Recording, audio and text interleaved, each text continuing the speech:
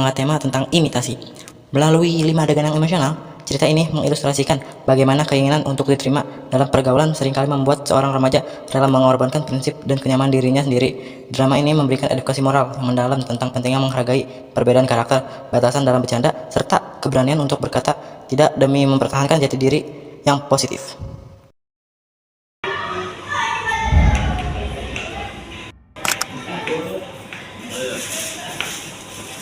Nih, Ferdinand, seragammu rapi banget, kayak mau foto ijazah aja, sama aja kali. Iya Bar, kayak anak SD aja lu. Ya sih, emang udah beresin sama gue dari rumah. Emang kenapa?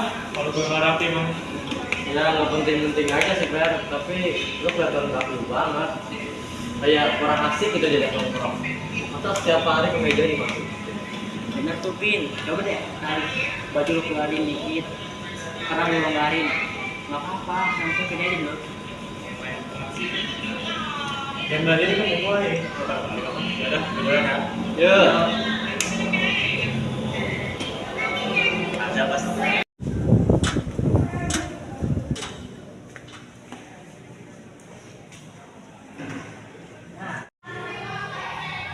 Nah, Ferdinand udah mulai beneran ya, tapi masih kurang.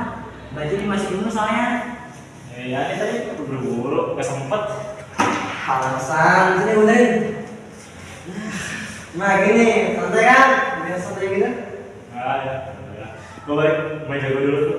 Oh iya iya.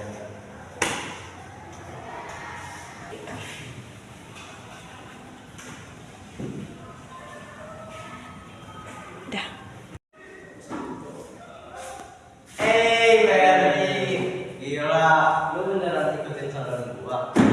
Nah kayak gini, lu bener kayak orang normal deh. Tapi gak usah salah-salah Ber. Kaos kaki lu masih tinggi gitu. Adul. Ya udah, nggak usah berganti. Cuma ganti lu udah di total, nggak usah kayak pakai segitu. Biarin aja orang bener apapun, kan juga respect. Ya.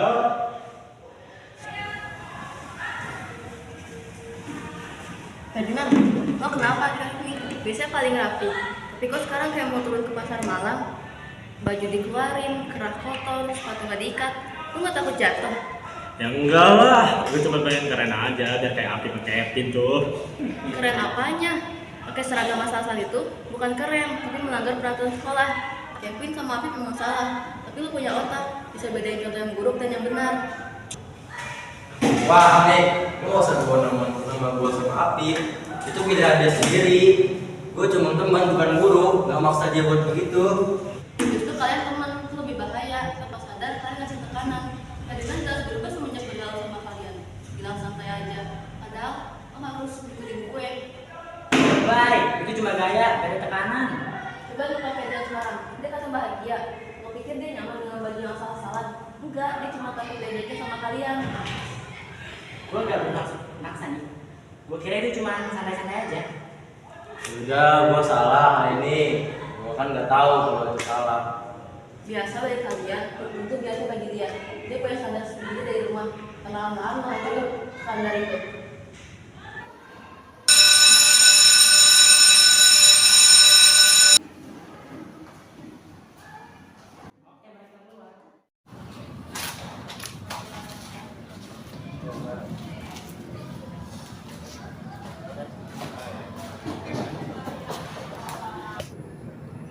Ber, gue minta maaf ya. Kayaknya gue agak berlebihan. Gue pikir lu bakal santai aja gitu. Gue suruh-suruh gitu.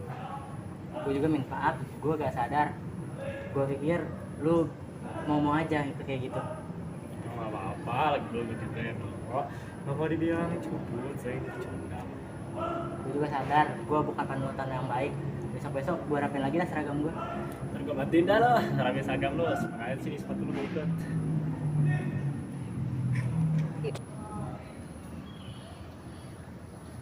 Oh ini, besok-besok kalau gue rese lagi, tampar gue aja. Ya nanti gue tampar. Ada. Gas tuh. Halo semuanya, saya Afif Fauzan. Saya di sini akan menjelaskan tentang apa itu imitasi. Imitasi sendiri adalah meniru perilaku orang lain karena tekanan sosial, tanpa menyaring mana itu yang baik dan mana itu yang buruk. Imitasi juga dapat menyebabkan seseorang kehilangan jati diri mereka sendiri. Contohnya itu Ferdinand yang meniru gaya berpakaian Afif dan Kevin yang melanggar peraturan agar terlihat keren. Seharusnya imitasi digunakan untuk mencontoh hal-hal yang positif, bukan malah mengikuti tren-tren tersebut. Jadi, kesimpulannya adalah jadilah diri sendiri yang menaati aturan, karena teman sejati tidak akan memaksamu menjadi tiruan mereka. Itu saja dari saya. Sekian, terima kasih. Drama satu babak ini mengangkat tema kesehatan dan kepedulian sosial dalam kehidupan remaja di sekolah. Melalui 3 adegan singkat yang saling berkesinambungan, cerita ini menyoroti dampak nyata dari kelalaian menjaga kesehatan fisik, sekaligus mengedukasi pembaca mengenai penerapan nilai-nilai kemanusiaan dasar seperti saling menolong tanpa pamrih dan cara berempati yang benar kepada orang yang sedang sakit. Cerita itu Mas, kenapa ada yang enak badan? Dia Kak, pusing banget. Tadi mual. Terus habis pelajaran olahraga, saya di pendampingnya tiba-tiba kabur. Jadi silakan duduk di sana, biar saya bisa. Oh ya, Sarapan dong. belum Kak. Tadi lagi kejar tugas, jadi nggak keburu. Anggarannya rendah, ikut 3,8, termasuk demam ringan. Salah satunya karena kurang asupan dari pagi. Silakan lu bayarin dulu dan datang belum. Oke Kak, terima kasih. Masuk. Hah, dengan saya Kevin di sini juga. Boleh, asal jangan berisik dan jangan lama-lama ya. Makasih Kak. Lu kenapa? Lu sakit? Tadi gue liat lu di kelas sakit banget. Terus lu jalan sama orang di KS. Terus sembuh dikit. Udah mendingan sih ya. Tadi udah diperiksa sama Kalifen. Cuma tensi rendah sama demam sedikit. Lu sih batu banget dibilangin sebelum sekolah kan harus makan dulu. Kenapa lu gak makan? Misi, Kevin, ini airnya diminum dulu ya. Iya Kak, terima kasih. Kalau malah gimana sih? Temen lu nih sakit. Ya udah. Kevin, lu kenapa? Lu kan sarapan lagi ya? Gue aja yang pagi ke kantin gak apa-apa. Iya Pip, gue salah. Tapi gue usahain buat sarapan ya. Ya tapi cara ngomong dulu tuh kayak ngomongin dia. Bisa gak sih ngomongnya tuh pelan dikit? Terus gue harus gimana? Kan Kevin yang sakit, bukan gue. Oh Afif, kalau teman sakit, kita nggak harus ikut merasakan sakit fisik, tapi setidaknya kita ikut merasakan kesusahannya. Itu namanya empati. Ya, contoh kecil seperti menanyakan perkembangan kondisinya, menawari bantuan, atau setidaknya lo jangan bikin dia stres, karena stres bisa memperburuk kondisinya. Ngeri tuh. Ya udah, oke. Kevin, lu mau gua ambilin jaket nggak? Di sini dingin banget soalnya. Iya boleh Pip, makasih. Ada di tas hitam gue. Ya udah bentar, gua ambilin ya. Kevin, jaket lu udah gua ambilin. Oh iya, makasih banyak Pip. Iya, sama-sama. Gue ini juga baru cobain empati. Ternyata nggak susah amat ya. Iya, yang penting kelihatan sembuh. Nanti lu butuh deh sekarang gue lu panggil aja materi yang ketinggalan. Ini kalau mau ikut orang tua, setuju dijemput nggak atau boleh pulang sendiri? Tadi gue udah WA ayah gue, katanya dijemput sekitar setengah jam lagi. Udah, sabar dulu. Jangan tidur dulu ya, takut pusingnya kambuh. Firly sama Afif temenin Kevin ya. Makna yang terkandung dalam video tersebut ialah empati adalah kemampuan memahami dan merasakan apa yang dialami orang lain. Empati bukan bakat, tapi keputusan untuk peduli. Tindakan kecil seperti menjenguk teman sakit, meminjamkan jaket, atau sekedar menemani adalah wujud nyata dari empati. PMR tidak hanya mengobati luka fisik, tetapi juga menumbuhkan rasa peduli antar siswa. Karena teman sejati hadir di saat kita suka maupun duka. Drama pendek ini mengangkat tema kesenjangan sosial, manajemen konflik, dan pentingnya empati dalam kerja tim. Melalui 3 babak yang penuh ketegangan, cerita ini menyoroti bagaimana perbedaan latar belakang, ekonomi, dan beban hidup dapat memicu keretakan dalam hubungan pertemanan di sekolah. Drama ini berfungsi sebagai refleksi moral mengenai pentingnya menjaga lisan, memahami perjuangan orang lain, serta mengutamakan komunikasi yang sehat daripada ego kelompok demi mencapai tujuan bersama. Parah banget sih Pip. Lu lihat sekolah gak sih? Lihat, besok masih kosong Pip. Udah besok mau presentasi akhir. Mas Kevin, gua kemarin yang kelupaan. Besok udah boleh sih Pak. Enggak, besok. Paling lu lupa kan? Lu ya, udah beruntung masuk kelompok gua. Minimal kalau miskin lu sakit. Maksud lu apa kalau miskin? Gua tuh kerja nggak masalah nggak kayak lu. Lu tuh enak, nggak minta bokap lu doang. Ya lu urusan lu. Ngomong kayak kelompok. Gua nggak mau nilai gua hancur karena drama lu bikin itu. Wah, ini apaan sih lagi berantem begini? Kok biasanya perempuan? Aktifnya dia bias banget. Kerjaannya alasan lu. Lu kalau bisa sekolah sambil kerja lu. Kita sekolah aja sekalian. Maksudnya apa gitu? Lu pikir lu siapa? Bisa aturan dari gua, mentang-mentang rumah lu gede. Lu bisa ada diri gua gitu, ha? Ini juga kalau ngomong tuh yang benar, jangan terjebak-jebak. Siapa tahu dia beneran ribet di rumahnya, membantu orang tuanya. Lu juga kalau lu kesusahan, lu bilang biar kita bisa bantu. Gua nggak butuh bantuan. Gua nggak perlu dikasihin orang kayak dia. Udah, gua keluar dari kelompoknya. Ah, udah. Kok jadi gini sih? Kan kita satu tim. Konflik. Jangan mengubah rasa kecewa menjadi senjata untuk merendahkan. Konflik dalam hubungan dekat harus diselesaikan dengan komunikasi yang membangun, bukan dengan serangan personal terhadap latar belakang sosial ekonomi teman.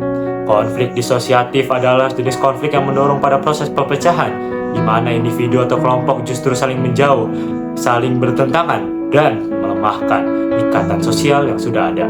Jika konflik sudah memasuki tahap disosiatif, yang kalah bukan hanya tugas kelompok, tetapi juga nilai kemanusiaan dan rasa hormat yang seharusnya dijaga dalam setiap hubungan. Terima kasih telah mendengarkan. Drama pendek ini mengangkat tema negosiasi dan profesionalisme di dunia kerja. Melalui 3 adegan berkesinambungan, cerita ini mengilustrasikan proses seorang karyawan dalam memperjuangkan hak kenaikan pendapatan berdasarkan kontribusi nyata yang telah diberikan kepada perusahaan. Cerita ini memberikan edukasi mengenai pentingnya rasa percaya diri, komunikasi yang efektif, serta kesiapan dalam menerima tanggung jawab baru.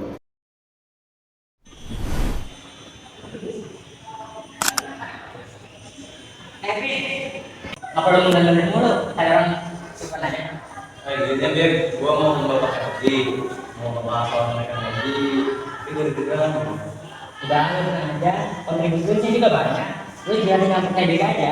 Itu berhasil kok. Iya, makasih ya Beb. Ya, amin ya. Aman.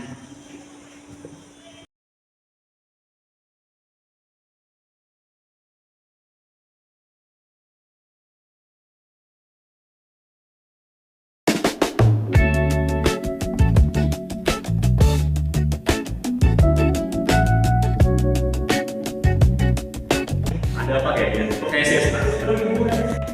Jadi begini Pak, saya kan kemarin telah menyelesaikan beberapa proyek besar.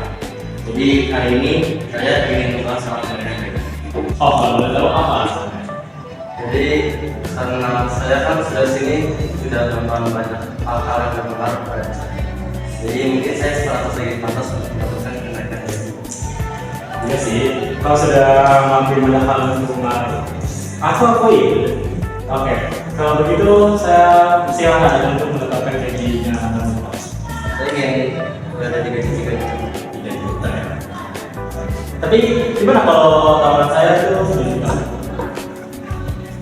Maaf Pak, saya akan sampai 3 juta.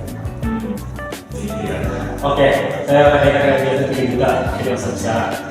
Syarat apa? Anda harus menjadi penanggung jawab proyek besar ya, yang bertemakan digital, keuangan digital.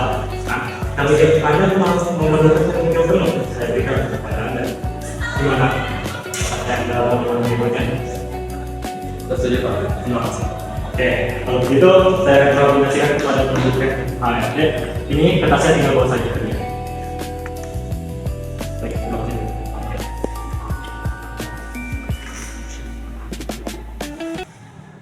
Saya ucapkan selamat ya Kevin. Ini kenaikan gaji kamu atas proyek yang kamu kerjakan. Apa yang dibilang, kinerja kamu bagus. Jangan kecewakan ya. Ya Bu, terima kasih.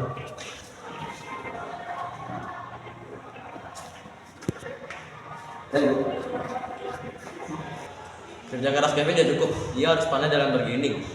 Proses tawar-menawar dalam kerjasama yang bertujuan saling menguntungkan kedua belah pihak. Dalam negosiasi, Kevin tetap pada angka yang ia yakini, namun tetap terbuka pada syarat tambahan dari manajer. Kita belajar bahwa negosiasi bukan sekadar mempertahankan keinginan sendiri, namun mencari solusi win-win dalam kompromi cerdas. Kedua belah pihak merasa sama-sama dihargai dan mendapatkan nilai lebih.